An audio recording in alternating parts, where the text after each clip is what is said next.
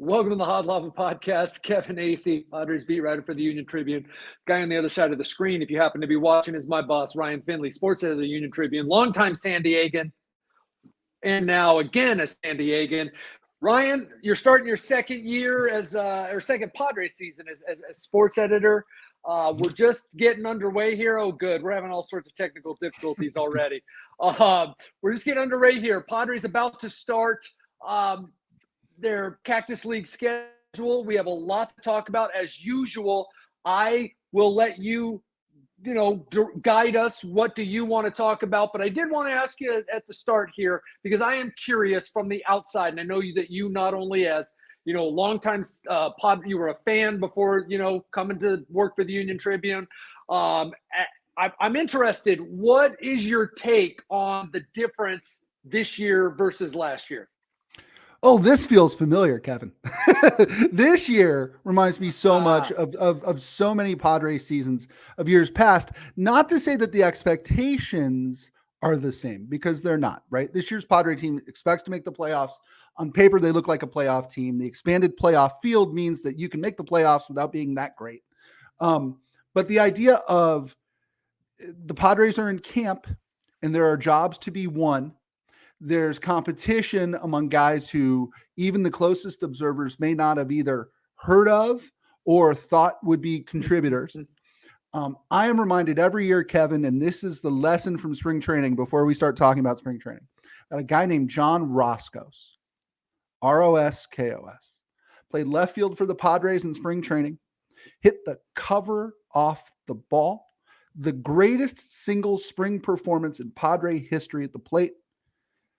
Kevin, your job is to know about the Padres, and you've probably never heard of him, because he went on to do absolutely nothing after that. So it's a reminder as we talk here about some of these jobs that are up, that are open, some of these players who I'm sure are going to make a real case. You got to take spring performance with a grain of salt in many cases. That said, the only thing that the Padres have to judge some of these guys on is what they do this spring. And that's where I'd like to start, is the Padres have holes at one or maybe two outfield spots. They have holes in two rotation spots. There are some major questions awaiting this team. What have you noticed in the last week, and how do you see these things shaking out? It's a great point that I just do want to make sure that we make that point. Like, here's a team that has 3 weeks from today, we'll be getting on a plane to go to Korea. Then a week after that, less than a week after that, we'll be starting the season. That's 8 days, really 9 days before anybody else, given the time difference. And the guys competing for jobs are not veterans for the most part. So you don't want to overemphasize spring results, but you can't even go, okay, well, his results aren't good, and I see this, and he's working on this, but he's got this past record, and that's what we're going to evaluate on. No, like, you're going to go with your gut, and you're going to go with what the guy's shown you over the past 3 weeks. And I, for one, am excited about it, because at this point last year, I was just like, okay, well, what time does the season start? Because at this point last year, we were looking forward to what we thought was going to be a championship contender starting their season. And now it's like, okay, you know what? I'm excited to watch Jairo Iriarte, the Padres, one of their top prospects, a guy who, gosh, so far, I realize how silly this sounds, looks major league ready. He's got a really good fastball. He's got a really good changeup. He's got a really good breaking ball. And they appear to be, pitches that will play. Matt Waldron actually has looked real good in his 2 lives. He'll get a shot to make the back end of this rotation.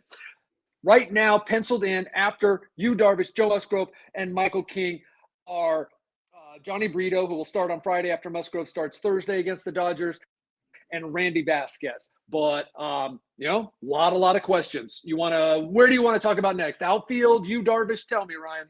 No, I think we should talk about Jackson Merrill. Again, talk about one of the young guys who could really push for a roster spot here. You had a great story about him the other day and sort of what people are saying about him already. This is a guy who is probably too young by a year or two and playing a position that's not his natural spot. And yet he has a real chance to make this team. What have you seen out of him, and what are people saying? It's a real credit to him because you just wouldn't have thought it, right? Like it's bumped up to AA, middle of last season. Does pretty well, but he is 20 years old. He'll be 21 early in the season, but he's 20 years old. It is obvious right away. Like I'll always say, I'm not a coach or a scout, right? I know a little baseball. I talk to a lot of coaches, scouts, players, to make sure that what I am saying is correct.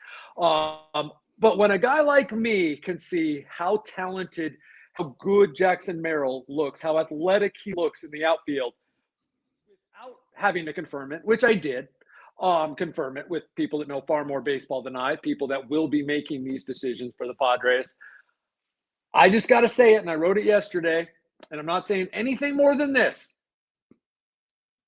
Jackson Merrill is much further along at this point in spring training than Fernando Tatis Jr. was as an outfielder at any point in spring training last year. Fernando was running circuitous routes. Fernando was catching everything, and he was highly athletic, and you said, look, it's going to be fine.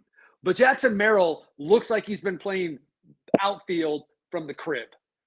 So, that's not going to be an issue. And I'm going to tell you, this kid has a rare confidence that seems legit. It's going to be at how his bat plays. That seems to be the only question. They have no qualms about him being able to handle playing a new position his first year in the big leagues. It's about, look, how's his bat going to play? Is there a comp with him? And I know that comps are dangerous, but he's a young guy, an infielder, good bat to ball skills. But what kind of player do they think he can become? He's not in the realm of Tatis, but he's a member of that family, right? He's a Xander Bogaerts. They think that he's a solid player. That's what they think. He is a coveted player, a player who will be a part of. It's always dangerous to say, right? We're talking about the Padres, but this is the new Padres, where you keep players like Jackson Merrill. He is a coveted part of their young core, right? That's how we're going to look at the Padres, right? They've got their core, right? Your Xander, Tatis, Manny, Kim, Cronenworth, and then you got your young core that's going to be comprising the rest of the roster going forward, and Merrill is a part of that. And they see him as a solid big leaguer for many years. Wow. Kevin, the big news last week was the position swap. Ha-Seong Kim is now your everyday shortstop. Xander Bogaerts has moved to second base.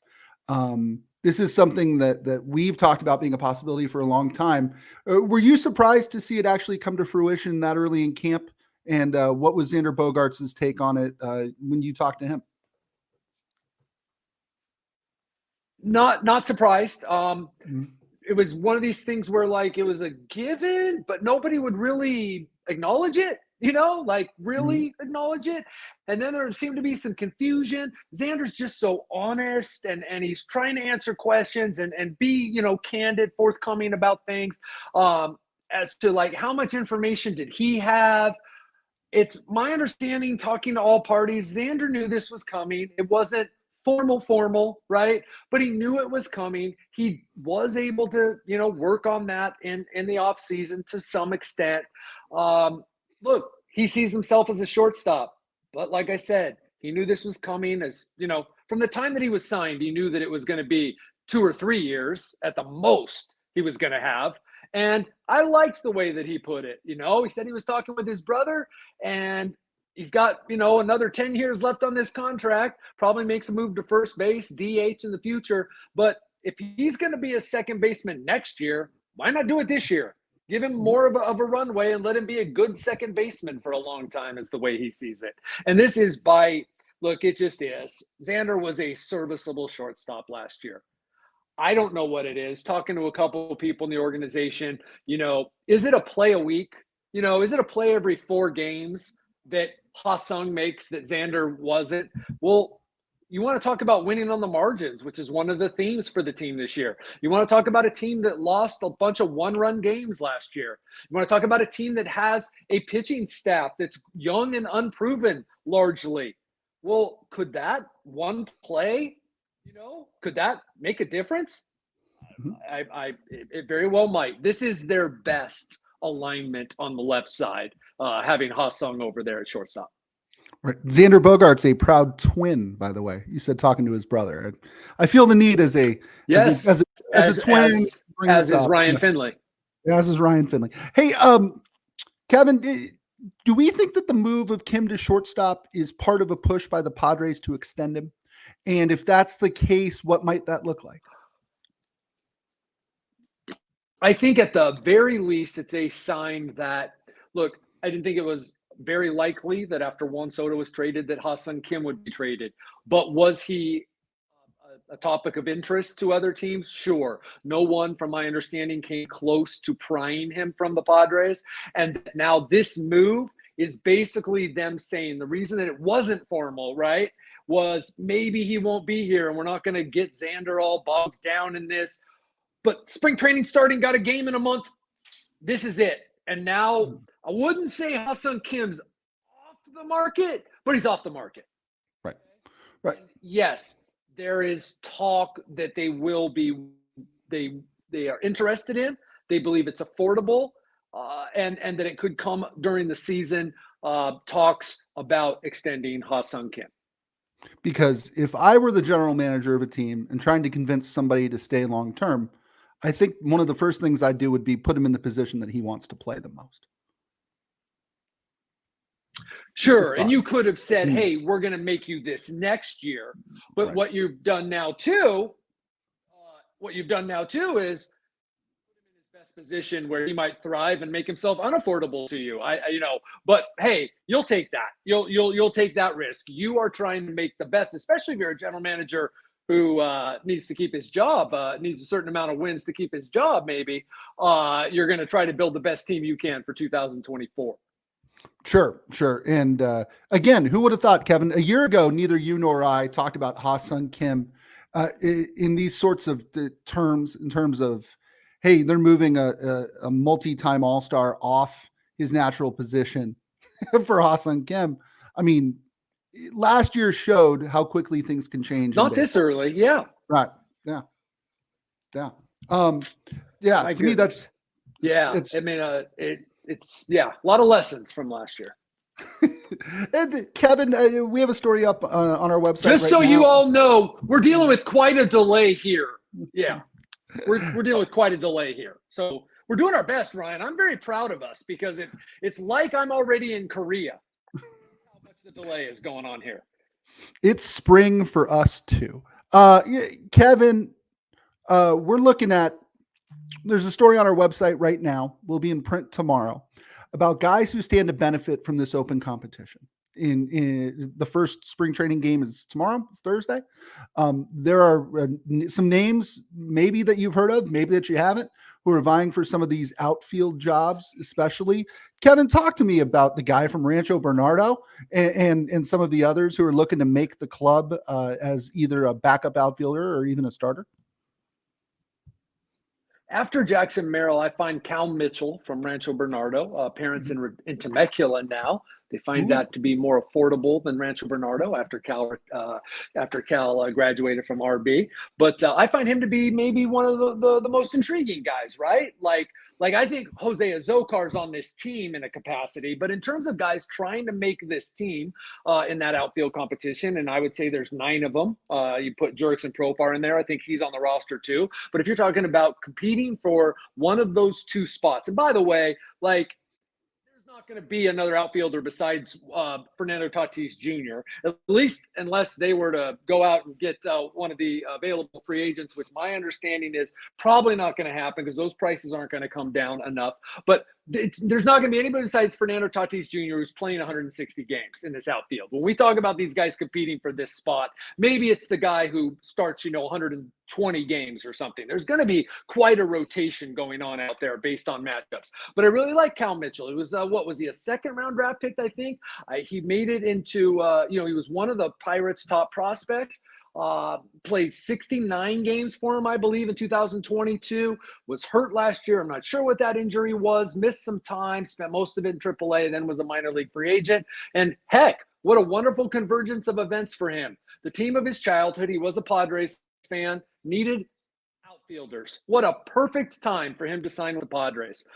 There's a couple other guys with minimal major league experience out there, but Cal to me is one of the more intriguing ones. But there's a kid named Bryce Johnson who's played for the Giants.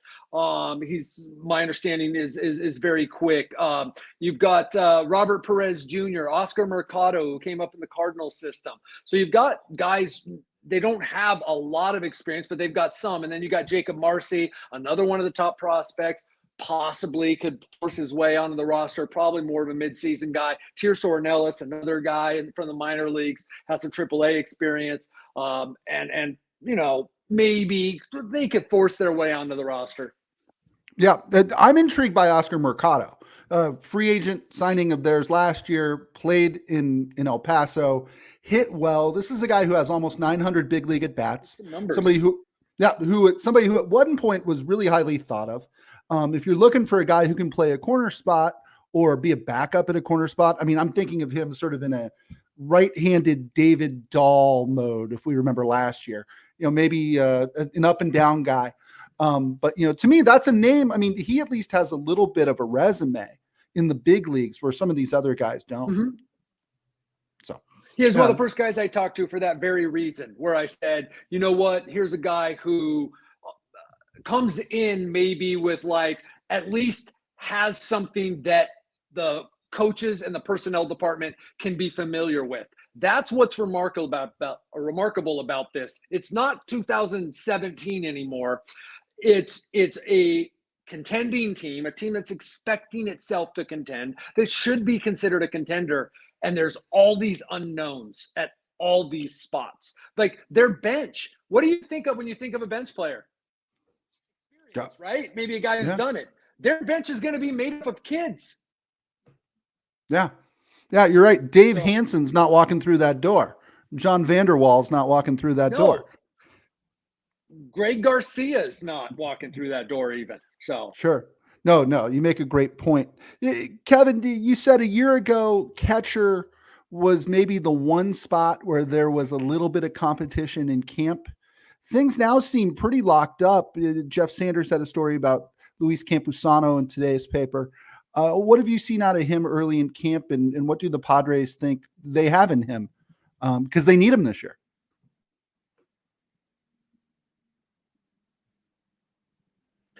Yeah, you know what? Campy looks real good. And he looked good last year. He did.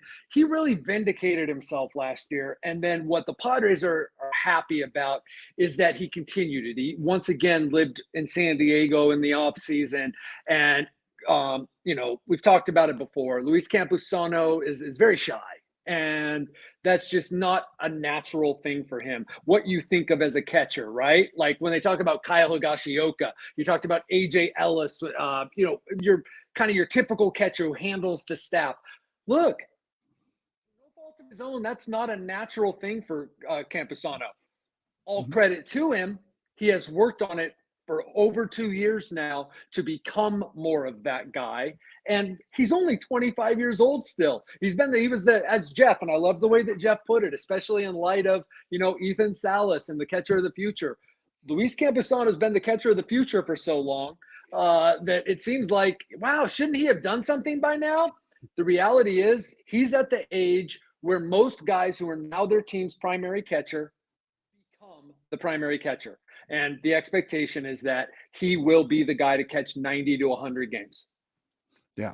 Kevin, I know you and I have talked sort of off air about Kyle Higashioka. You wrote in Monday's paper that there are some who believe he's the key to the whole trade because he comes in with a built-in scouting report on these 4 other pitchers who they got from the Yankees. I know he's an Orange County guy. I know he's hit, I think, exactly 10 home runs the last 3 years. What else should I know about Kyle Higashioka?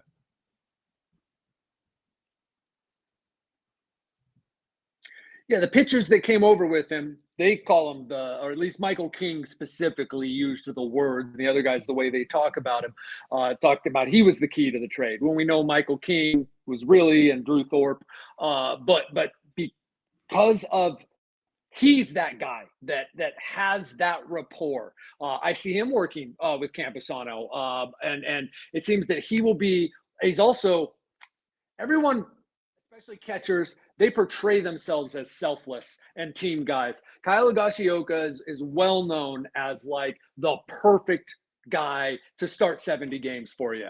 And that's what he's been doing for the Dodgers, 70, 80 games. And, you know, there all the time, knows everybody. You feel good if he's got to fill in. The guy went on the IL for a week and a half. And so I fully expect that he would be the guy, though I'll tell you what, Brett Sullivan's made really good strides, but it's just they have so much that they need help with. Like I think they have to carry 5 outfielders, or at least they have to carry 4 outfielders, and Jackson Merrill, like is a guy who can, play both outfield and infield. I don't think they can carry 3 catchers. So I think it's Campusano and Higashioka. Okay. No, that makes sense. Any other guys to watch? I mean, Kevin, we're going to start games here on Thursday. Most fans tracking will probably want to keep an eye out on a couple of names. And anybody out there who we haven't talked about yet, who you'll be watching closely? Gosh, I think that I went through all those outfielders. My question is, and again, we're getting like, it's interesting after 3 of like not really the fringe competitions weren't important. It's like now I'm kind of like engrossed in this outfield competition. Do they carry, if Jackson Merrill makes the team, does that mean that both Eggy Rosario and Matthew Batten won't make the team? Like only one of them will make the team? Because I think those are your most experienced bench guys. Like especially Matthew Batten, he showed that he can play the bench, right? Like most guys come up and you're not a bench player from the start. That's Matthew Batten's lot in life. He could be a long-time major leaguer as a bench guy. So are he and Eggy in a competition? Eggy Rosario, a nice job in Winter League, and there's a guy who, I know you love Eggy. Eggy could be a starter somewhere, but he's never going to be the starter here. So at least not while Manny Machado's still walking. So right. Yeah. Yeah, to me that's interesting. And Kevin, one of the excited. things I cannot. Oh, go ahead. No, go ahead, Ryan. Our delay is. You know what I'm going to have to do in the future? When I'm scouting out the UT house for spring training, I'm going to have to come here personally and check the internet because this house is wonderful. But evidently the internet, it's like going back in time or something. I don't know if we're on dial-up or what, but people forget. I was just going to say that I'm thrilled to see Jairo Iriarty. I am thrilled. Like I hope for fans' sake, he's as good in the Cactus League as he has been on the backfields in live batting practices. So you can at least see one time what I'm talking about. I think that, and I'm not trying to say that he's ready to come in and be a number 2 starter or something, or that he won't struggle in the major leagues. I'm just saying that a guy that is at AA, who there are starters that they have that have been talked about more in the future, that Jairo Iriarty, I think, is major league ready. That's all I'm saying.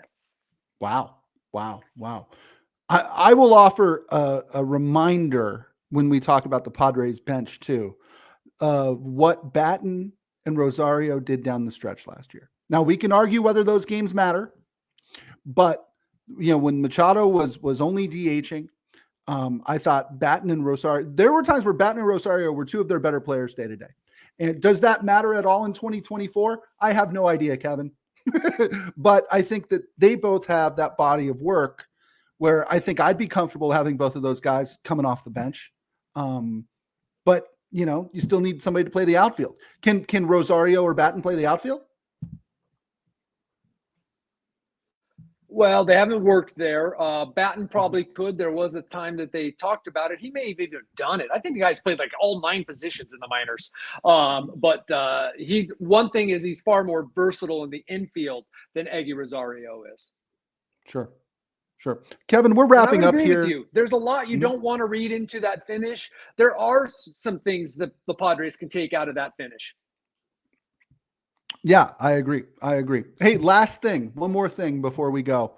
One of the big stories in baseball, and you've written about it, is the new sort of Fanatics and Nike generated uniforms. 2-parter. Number 1, do you see a difference being around them every day? 2, have players noticed a difference? The players seem to think that the fit is just fine in terms of the jersey and the big thing that MLB and Nike were pushing is the breathability and all that. The guys that I've asked are fine with it. They're not like ecstatic about it. They're not upset about it, as you've seen across the league a little bit about how they fit. As far as for the Padres, yes, the big difference aesthetically is the lettering on the back. It's smaller, which I don't get. I don't generally get too upset about like uniform patches or anything. And by the way, the placement of the PS, Peter Seidler, the heart is absolutely fantastic. I think it's a wonderful tribute. But I don't get too upset about the uniforms, whatever. I don't get too upset about anything. But like, I don't get making the lettering that much smaller. I just don't understand. It makes it look cheap. But I will say that on the Padres uniforms, it doesn't look as small to me as it does on some of the other ones.